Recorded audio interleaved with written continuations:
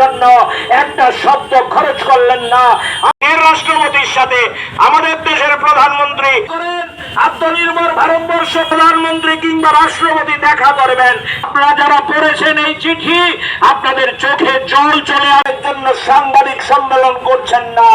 আমাদের শুধু আমরা না, আমি আজকে দেখছিলাম সোশ্যাল মিডিয়ার মধ্যে সুপ্রিম কোর্টের প্রাক্তন বিচারপতি থেকে শুরু করে কোর্টের মধ্যে যারা প্র্যাকটিস করেন, লয়ার, ডাক্তার থেকে শুরু করে নামজাদা সব রিটায়ার্ড আইএএস অফিসাররা, স্কুল কলেজের ছাত্র ছাত্রী থেকে শুরু করে শ্রমজীবী মানুষ, ব্যবসায়ীরা সবাই সোশ্যাল মিডিয়া তোলপাড় করছে, বলছে সবাই মিলে সোশ্যাল মিডিয়ায় দাবি তুলুন আমাদের দেশের শিক্ষামন্ত্রীকে অবিলম্বে পদত্যাগ করতে হবে। আমি বলি, ন্যূনতম যদি কোনো দায়বদ্ধতা থাকতো, ন্যূনতম যদি মানুষের প্রতি কোনো দায়িত্ব থাকতো, ন্যূনতম যদি দেশের ছাত্র যুবদের প্রতি কোন দায়বদ্ধতা থাকতো, এই 23 লক্ষ ছেলেদের প্রশ্ন লিক হয়ে গেল, তারপর ধর্মেন্দ্র প্রধান গদি আঁকড়ে বসে আছেন, প্রধানমন্ত্রী গদি আঁকড়ে বসে আছেন। এটা ভারতবর্ষের জন্য লজ্জার। এই প্রশ্নই ডেনমার্কে প্রধানমন্ত্রীকে ওই মেয়েটা লি হ্যাং বলে যে মেয়েটা, এই মেয়েটা করেছিল, আপনাদের দেশে নাকি গণতন্ত্র নেই, আপনাদের দেশে নাকি যুক্তরাষ্ট্রীয় ব্যবস্থা নেই, আপনাদের দেশে নাকি মানবাধিকার নেই। আমি আপনাদের জিজ্ঞেস করি, 18 বছরের 17টা ছেলে সুইসাইড করেছে, নিজের প্রশ্নপত্র লিক করেছে বলে, এরপরে যদি আপনারা বলেন আমাদের ভারতবর্ষে মানবাধিকার লঙ্ঘিত হয়নি, আমি আপনাদের জিজ্ঞেস করি যারা আমার কথা শুনছেন, এরপরেও যদি ধর্মেন্দ্র প্রধানের পদত্যাগের দাবি আমরা করি, আমরা অন্যায় করেছি? আমি আপনাদের জিজ্ঞেস করি, এটা তো নির্বাচনের মিটিং না, এখানে তো আমরা কাস্তে আতুরি তারকা চিহ্নে ভোট চাইছি না, এখানে তো আমরা পৌর নির্বাচনে ভোট চাইছি না, আমরা দেশের মানুষকে রক্ষার জন্য রাস্তায় নেমেছি। পেট্রোলের দাম প্রায় 110 টাকার কাছাকাছি যাবার দিকে, ডলার এবং টাকার মূল্য। প্রধানমন্ত্রীর পুরানো ভাষণগুলো আপনাদের কাছে অনুরোধ করব, এখানে যারা আছেন, বিশেষ করে অল্প বয়সের ছেলেরা যারা আছেন, যারা প্রতিদিন সোশ্যাল মিডিয়া ঘাটেন, যারা প্রতিদিন সমাজ মাধ্যমে বিচরণ করেন, প্রধানমন্ত্রীর পুরানো দিনের ভাষণগুলো একবার দেখতে আপনাদের অনুরোধ করব। যখন আমাদের দেশে বিজেপি ক্ষমতায় নাই, 14 সালের আগে আমাদের দেশে যখন টাকার দাম কমতো ডলারের তুলনায়, প্রধানমন্ত্রী বক্তৃতা করে বলতো ডলারের তুলনায় টাকার দাম, আজকের যিনি প্রধানমন্ত্রী ওনার অনেক বক্তব্যের রেকর্ড আছে, উনি বক্তৃতার মধ্যে বলছেন যখন গুজরাটের মুখ্যমন্ত্রী ছিলেন, যদি ডলারের দামের তুলনায় টাকার দাম কমে যায়, এটা দেশের শাসক দলের ব্যর্থতা, দেশের শাসক দলের প্রধানকে তার জন্য পদত্যাগ করা উচিত। আর আজকে আমাদের ভারতবর্ষে টাকার দাম ইদানিং কালের মধ্যে না, সর্বকালের রেকর্ড হয়েছে, টাকার দাম কমে গেছে ডলারের তুলনায়। 1 টাকা, 1 ডলার সমান সমান প্রায় 100 টাকা ছুঁই ছুঁই, 100 টাকার কাছে। তারপরেও দেশের প্রধানমন্ত্রী হাততালি দিচ্ছেন, ওনার ভক্তরা হাততালি দিচ্ছেন, কেউ জয় শ্রীরাম ধ্বনি দিচ্ছেন, কেউ ভারত মাতা কি জয় ধ্বনি দিচ্ছেন। আর যারা বিরোধিতা করছে, যারা লাল ঝান্ডা কিংবা অন্য বিরোধী দলের বন্ধুরা বলছে আপনারা এটা কোন সরকার চালাচ্ছেন, আপনাদের শাসনে ডলারের তুলনায় টাকার দাম 100 টাকা, পেট্রোলের দাম 105 টাকার কাছাকাছি, সরষের তেলের দাম 200 টাকার কাছাকাছি, ঝিঙের দাম, পটলের দাম, কাঁকড়ের দাম 100 টাকার কাছাকাছি, নিজের প্রশ্নপত্র লিক হয়ে যায়, ভারতবর্ষের মান সম্মান পৃথিবীর কাছে ধোঁয়ায় লুণ্ঠিত, আপনারা কথা বলছেন না। আপনি যদি কথা বলেন, রাত্রেবেলা আপনার বাড়ি আক্রমণ ভক্তদের দ্বারা, রাত্রেবেলা আপনাকে টিচ করবে সোশ্যাল মিডিয়ায়, সোশ্যাল মিডিয়ায় আপনাকে বলবে আপনি পাকিস্তানের দালাল, আপনি বাংলাদেশের দালাল, আপনি চীনের দালাল। দেশের প্রধানমন্ত্রী চীনের প্রধানমন্ত্রীর সাথে বছরে 2 বার মিটিং করতে পারবেন, দেশের প্রধানমন্ত্রী চীনের প্রধানমন্ত্রীর সাথে গিয়ে হ্যান্ডশেক করতে পারবেন, গোলাগুলি করতে পারবেন, দেশের প্রধানমন্ত্রী চীনের সাথে বাণিজ্য চুক্তি করতে পারবেন, দেশের প্রধানমন্ত্রী চীনের কথা ছাড়া বাণিজ্য চুক্তি, নিজের দেশের বাণিজ্য চুক্তি ঠিক করবেন না।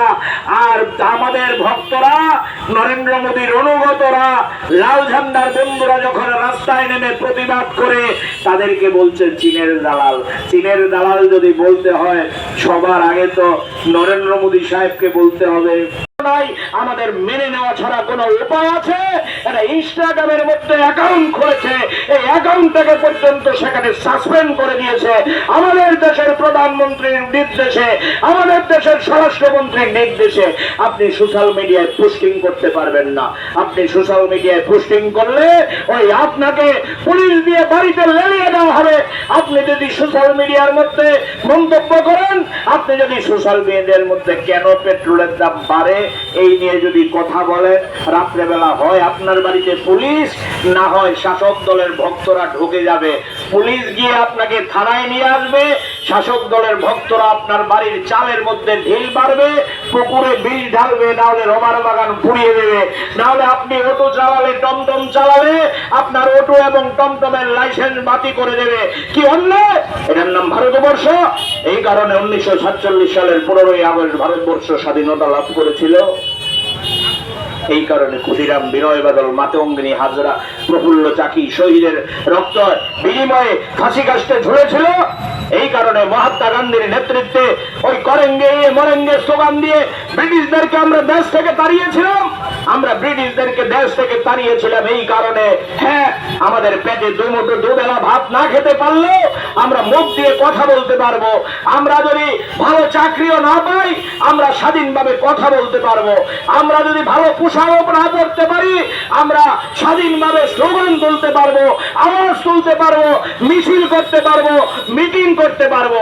আমরা যদি ভালো পয়সা পকেটে নাও থাকে, আমাদের দেশের সাংবাদিকরা, আমাদের রাজ্যের সাংবাদিকরা স্বাধীনভাবে পত্রিকার মধ্যে লিখতে পারবে, স্বাধীনভাবে খবরের কাগজের মধ্যে লিখতে পারবে, স্বাধীনভাবে টিভি চ্যানেলের মধ্যে দেখাতে পারবে। আপনাদের জানার জন্য বলছি, আজকে আমাদের ভারতবর্ষের মধ্যে, আমাদের রাজ্যের মধ্যে সাংবাদিকরা পর্যন্ত স্বাধীন না। আমার বক্তব্য রেকর্ড করে নিয়ে গিয়ে তারা ইচ্ছে করলে সোশ্যাল মিডিয়ায় দেখাতে পারবে না, টিভির মধ্যে দেখাতে পারবেন না, খবরের কাগজে লিখতে পারবেন না। যদি লিখেন সত্যি কথা, যদি দেখান সত্যি কথা, এই সাংবাদিক বন্ধু পর্যন্ত আজকে আক্রান্ত হয়ে যাবে।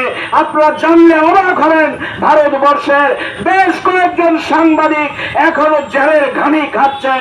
ওই ভারতবর্ষের বিভিন্ন জেলের মধ্যে তাদের স্থান হয়েছে, কারণ তারা সত্যি কথা বলেছেন দেশের ঘটনাক্রম নিয়ে। এই হচ্ছে ভারতবর্ষের চেহারা। আজকে এই ভারতবর্ষের এই চেহারা ঘোষানোর জন্য আমরা লাল ঝান্ডা সিদ্ধান্ত করেছি।